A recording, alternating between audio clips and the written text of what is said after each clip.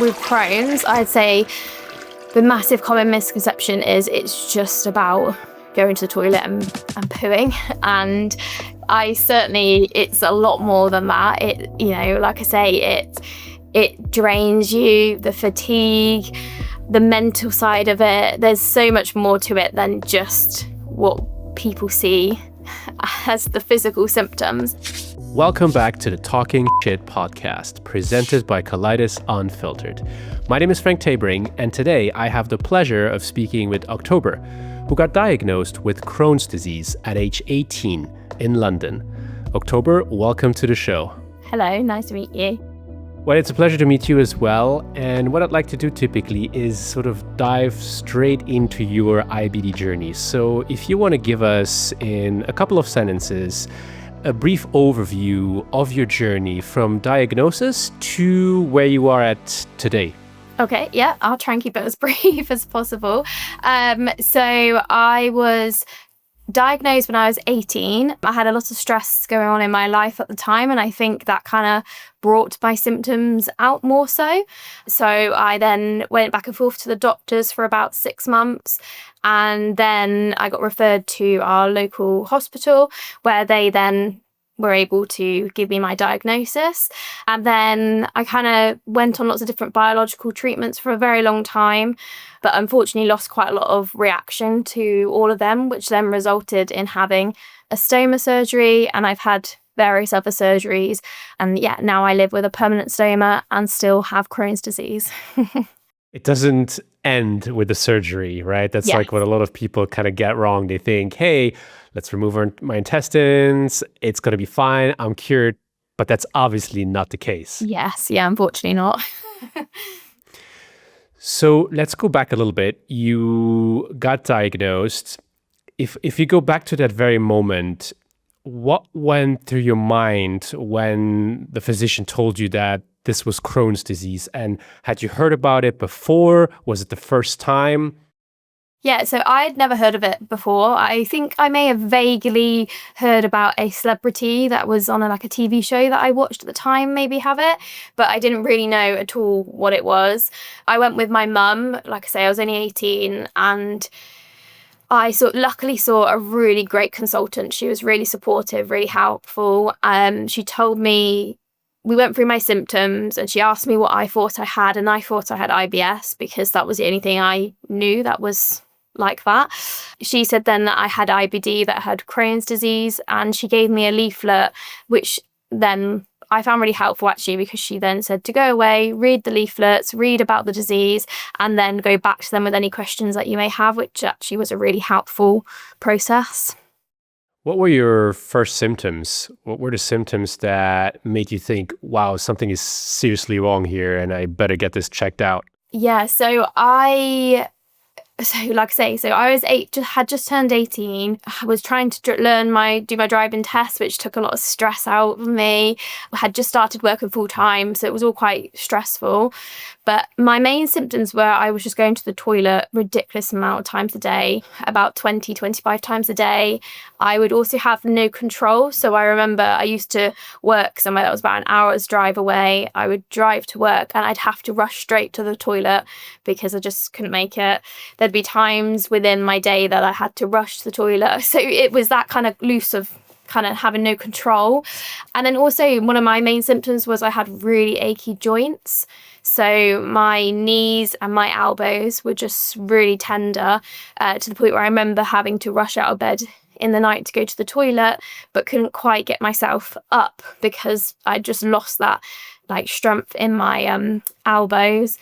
And then I guess the other main symptom I had was exhaustion. I was just absolutely exhausted, falling asleep in the evening once I got home from work, not being able to stay awake, and everyone thinking that it was a little bit strange. And then losing weight. I just couldn't keep any weight on at all, to the point where my mum used to say to me, was I getting food on the way home from work and then not eating my dinner because I didn't like her food, which wasn't the case. My appetite went smaller and smaller and smaller, and I just couldn't eat much. So yeah, they were probably my main symptoms. So moving post-diagnosis, you mentioned that you went through several treatment options and I guess they failed, right? Can you take us a little bit through how long or over how many months, years you went through treatments, biologics, and then also how you navigated that part of your disease mentally and physically before you got to the point of surgery?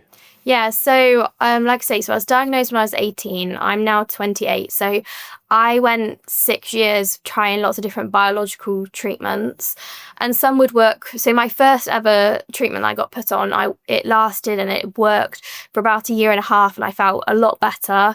My symptoms improved, but then my body just seemed to get tolerant to that, and it found a way for my Crohn's to come back out. And then kind of after that was probably when I didn't really keep much of a tolerance to the medication that I was on.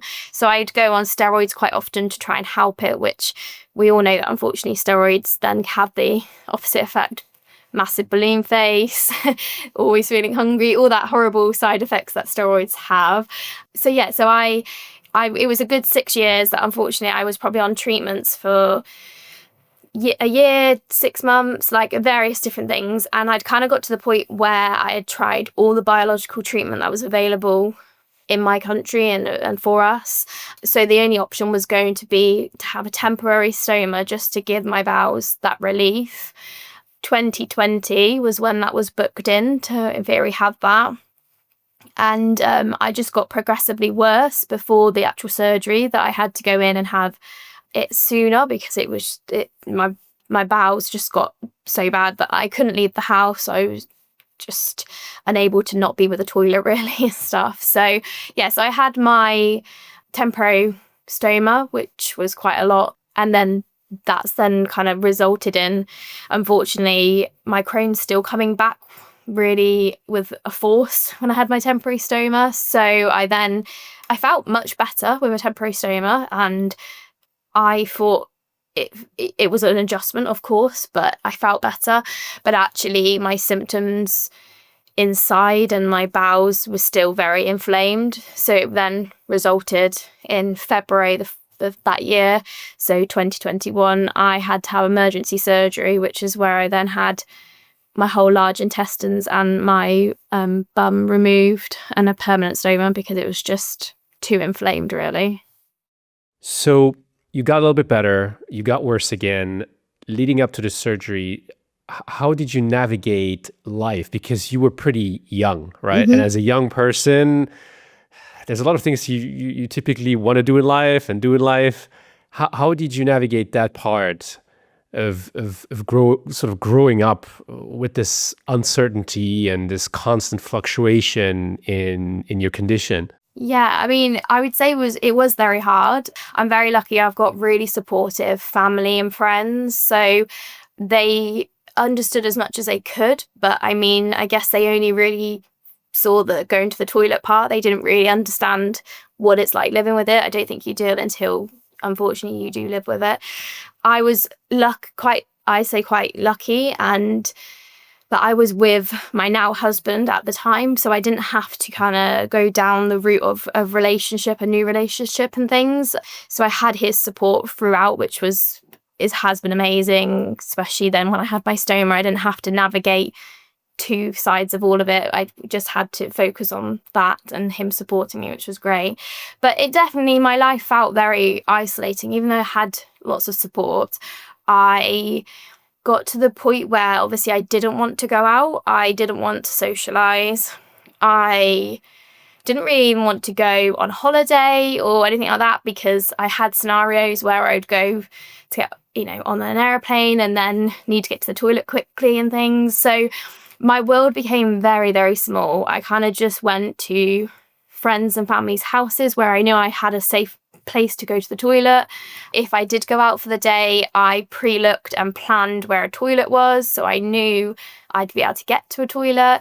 So, I had up to that point been very fortunate that never had struggled with anxiety, panic attacks, anything like that. But by the time my Crohn's got really aggressive and affected my life, I definitely struggled with that. I got to the point where I couldn't leave the house without having a panic attack about thinking about what could happen if I was going to mess myself wherever I was. It made my working life very hard. I didn't feel like a normal new person in the working world.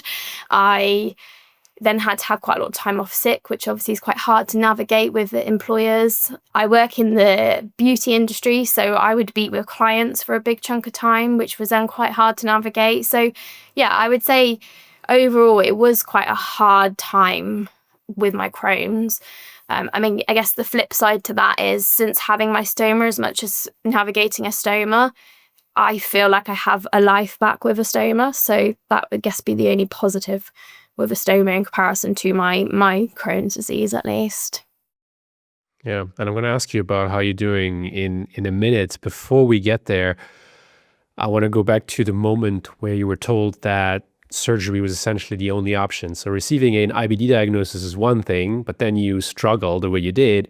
And then on top of that, at one point, somebody tells you, hey, we need to consider surgery, or basically surgery is the only option. How did you deal with that from a sort of psychological point of view when you heard those news that this was actually going to happen? I didn't. I totally thought I wouldn't need surgery. I fighted against it. I was quite stubborn and thought I could change what was happening, even though I think deep down I knew I couldn't, but I just wasn't prepared for that massive change that I thought was going to happen. At that point, I hadn't really seen much on social media with stomas, especially with younger people. So I only had in my head, like most people I think do, elderly people with a stoma, the idea of poo on your stomach, like all this stuff that I was just, I didn't want it. And I sunk my head down, and I said to my surgeons that I would do what they felt was best, but I really didn't want it. And was there any other options? And then I think I had like a light bulb moment where I went shopping and I just couldn't even last 10 minutes without having to rush to the nearest toilet in the shopping centre. And then I couldn't even make the drive home without having to stop. And I think there was just this like really bizarre, cliche light bulb moment where I went, I can't do this. I'm going to have to try it and see what happens, really. And like I say, that's when they then said, let's do a temporary one to kind of, I guess, soften it for me, to make it a bit of a nicer feeling, knowing that maybe you could go back to a normal body, which I say that in quotations because now I don't see a stoma body as not normal. But at the time, I felt that was going to be really alien and not very nice. So yeah, I think it was a lot, but I think the last straw was not having a life, really, and relying on just staying in the four walls of your house and having your toilet and stuff. I just realized I couldn't do that. So it was like an epiphany triggered by misery, essentially, right? Yeah. That you kind of accepted. So you mentioned that back then you hadn't really seen a lot of people with ostomies, on social media. But interesting enough, this has really changed. And I see myself now. It's like everybody who sort of shares their story or living with an ostomy on TikTok, on Instagram, seems to have, at least the people that actually, put themselves out there, seem to be very confident in even showing their stoma. And then you are basically just as outspoken now. You have no issue showing yourself and talking about the stoma. So I'm interested to know then, what made you go from this person who sort of like was very timid about it, or potentially even embarrassed and really not wanting it, to essentially now embracing it in the sense that you're very outspoken about it? Was that another light bulb moment? Did that gradually change? Where did that come from? Yeah, so I think it gradually changed. So when I had my temporary stoma, it was very foreign to me. I didn't really know what I was doing. It took a long time, and I didn't feel happy with it. And I kept saying, yes, when I get my reversal, it'll be fine. Like I kept talking about my reversal as if like this was just a temporary fix and we would be over it. The main moment for me was my surgery in February 2021, when I had to have then my permanent stoma, that ended up being an emergency surgery. So I went down to theatre. I was in hospital. They were treating I had an infection, so they were treating the infection while I was in hospital. And the plan was to get better and then have more surgery in like a month, 2 months time, once my body was in a better state to be able to cope with the surgery.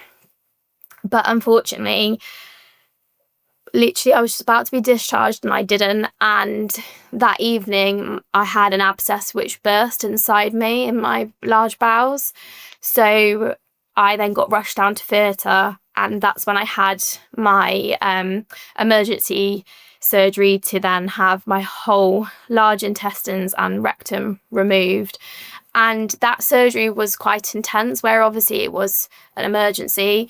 I was then in intensive care. They had to then go finish the surgery halfway through because I was kind of losing grip and other parts of my organs were failing. So they had to stop the surgery and then go back in the next day. And I think when you have like a scenario like that, and no one wants it, I don't wish it on anyone, but I think that made me then respect my body. So once I recovered from all of that, which was a long time, I realised, one, I wanted to share my journey, because I think if I hadn't have buried my head for so long, I may have not resulted in what it did.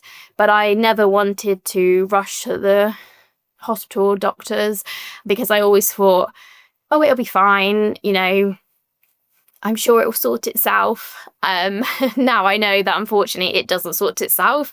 It's something you need to have medical help with. And also, I think in that moment then I thought, if I can give something to one other person, is to give that confidence that if you need to have a stoma, it will be okay. So I think that's kind of the moment that I thought, I want to get this out there. I want to show people that living with a stoma, you can have a normal life, you can value it, you kind of respect your body more than probably someone who hasn't been through a lot of trauma. So yeah, I think that was kind of my moment, my epiphany, my life experience that kind of resulted in then my change in attitude. Yeah, absolutely. You said that now you have your life back, but it's not over.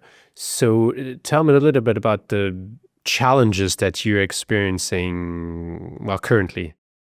So I had a stage where my Crohn's did go into remission, which was amazing. But then unfortunately, my Crohn's seemed to reappear in my small intestines.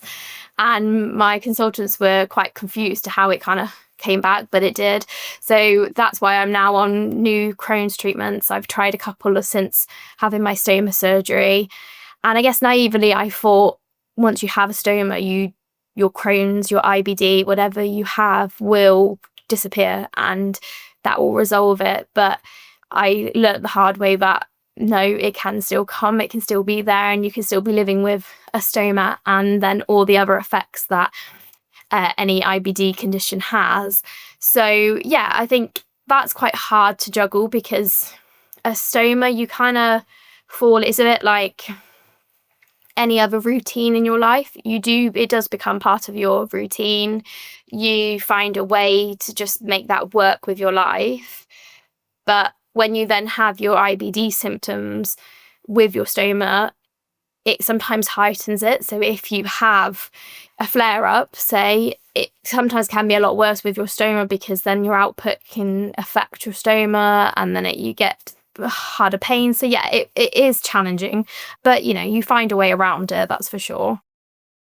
If you look at the person at age 18 diagnosis and the person you are today, your entire IBD journey so far, how has it changed you as an individual, as a human being, you think? I think I'm a lot more resilient to life now. I definitely try and find a more positive outlook on anything. I think when you've been so low, you appreciate the smallest of things, which I actually really love that it gives you that, because I think just, there was a stage when I couldn't even walk after my surgery. So being able to just take myself and go for a nice long walk with the dog is is so nice. So I think the strength and the resilience is the main things, I'd say.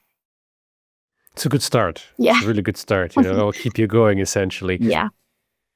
So in your case, essentially, there was a part where you were told that a surgery would need to happen, but then you had an emergent surgery, which kind of just crept up on you, and you didn't really have any say in the matter, right? It was a life-changing event. To the people out there who know that they may have to undergo surgery for a permanent ostomy, who are afraid, who might be embarrassed, who are just completely in the unknown of what life would or will be like, what is your message to them? What would you tell them to sort of calm them down a little bit based on your own experience? It will be okay. That will be my main thing. It will all be okay. It may not, fix overnight. It may take longer than others. Certainly don't compare to other people with a stoma, but that community within social media is amazing if you need to lean on people who will understand. But I would definitely say it will get better. You will get a life and you'll be able to live as normal as you can. There will be times, obviously, there'll be bad days, but there'll be more good days than bad days. That's what I would, that's the biggest thing that I think I can take from it is I now can't really it takes a lot to reflect and think, oh, actually that was a bad day, because now there's so many better days than there was previously. So from my experience, that's what I would say, that there is a light at the end of that tunnel and you will get there. A lot of self-care, positive reinforcement that comes from within you, but then having sort of supporting characters around you can be a large contributing factor on how well you deal with the situation. You mentioned that your family was there for you, and especially also your husband, which I can deduct, I guess, that he was sort of the central main supporting character for you, right? Yes. Can you tell me a little bit about the different ways that he helped you, and also how he sort of got, for the lack of a better word, onboarded to Crohn's disease? Did you discuss this together? Did you make plans together? Were you completely able to be open with him about everything from the beginning? What was that dynamic like with him in particular for you? I think, like I say, very luckily, we've been together since we were at school. So our relationship, by the time my symptoms with my Crohn's, and then definitely by the time I needed my stoma, we were in a very solid position and we were very open with each other anyway. So I think with my Crohn's, he could obviously see the physical symptoms, but I did have to kind of try and explain to him the exhaustion, all that side of it. But when it came to my stoma, he was the one that was kind of saying that I needed to go for it when I was kind of against it, because I think he could see the bigger picture after the surgery, whereas I was very stuck on just the surgery and I couldn't see the life after a surgery. Whereas for him, like I say, we didn't go out much anymore. We didn't go anywhere together because I was so worried about needing to go to the toilet. So he was really supportive with listening to me and not pushing me, but also trying to show and explain to me what he felt would be the positives with it, I guess. And basically what you just said there, because I was going to ask you, what would you tell people who know somebody with Crohn's or who know somebody who has to go through surgery? How should they behave? But I think they should just follow what your husband did, right? I mean, it really seems like he had it down and the right attitude. Yeah. Or is there anything else? Yeah. Yeah. And I think everyone's going to react differently to it. So I think it's just remembering that, just to be a supportive person there and support that person, because it's a lot for the individual that's going through it. It's obviously a lot for everyone around them as well. But yeah, I think my whole family were just on board. They were there. They got me little care packages. They helped me every step of the way. And I think that goes a long way. Goes a very, very long way. as IBD warriors, we often have explaining to do. And most of the time, it's to educate people, to help them understand. Sometimes it's to sort of fight back against some very common misconceptions. I would like to hear from you what you think are common misconception in regards to Crohn's, but then also to living with a stoma. With Crohn's, I'd say the massive common misconception is it's just about going to the toilet and pooing. And it's a lot more than that.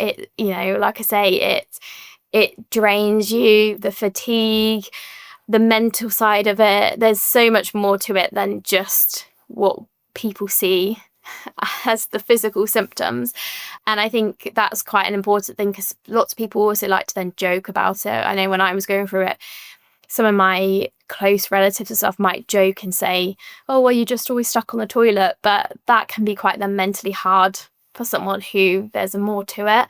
And then with the stoma, I guess, like I said earlier, I feel like the big thing is that it's something you get when you're older. It's for older people, it's smelly, it's not very clean, and it's totally not that. Obviously, anyone can get affected from a baby first into this world until the end of our lives.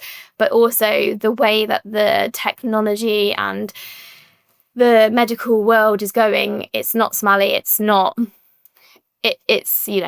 don't notice it and everything. So I guess they're the main for both of them, I guess. Yeah, no, absolutely. And I think some of those misconceptions, they also freak people out, especially those who will have to look towards a life with a stoma. And I know everybody is different, everybody has different challenges, but tell us a little bit about what life is like really with the stoma, right? Because I mean, some people, they deal with rashes, some people, they're afraid, of leaks. What are your techniques? Do you experience any of those issues? And what would you tell people who are concerned primarily really about the factors surrounding the actual stoma and the sort of the changing of it, the maintenance? Yeah, so I mean, it is daunting, and there's no point taking that away from an individual. I think you're entitled to feel scared and daunted with that first bit. But I think, like I say, the more you live with it, the more it just becomes second nature. I remember my bag changes when I first had my stoma would take me 10-15 minutes. Now I think it only takes me a minute, if that. Like, it's such a quick process. So it takes time, but you get there. I think in England we have stoma nurses, which I assume everywhere has. I would lean on them as much as possible, because I had a lot of irritation around my stoma. The skin was very rashy and sore, and it just takes finding the right supplies that work for you. But again, like I say, there's so much out there that there's always something that you will find that will help soothe it. Leaks, that can be a challenging one. Many a times I've woke up led in my own poo during the night. It isn't the easiest, but again, I think sometimes just kind of being prepared. So I like to sleep with mattress protectors and everything underneath, so I know that when it does happen in the night, I can just take them away, and it means it's a bit of a quicker process to clean up. During the day, you start to get to the point where you can tell if it's starting to leak. It gets quite itchy where it's like burning, and you can kind of tell by the signs. So I think really, unfortunately, it's just living with it, and then you start to know your own signs. But definitely not to give up with each stage. There will always be a way around it. There's been times when I've literally had to change my bag 6 times because it's leaked, and I've been in absolute tears thinking, this is it, I'm never gonna have a life. But actually then I've got in contact with my stoma nurses, we found new products, they've worked great, and then touch wood, it's been absolutely fine, and I haven't had many leaks. So yeah, I think it's just working with the people around you to help you and finding the right stuff for you, but you will get there.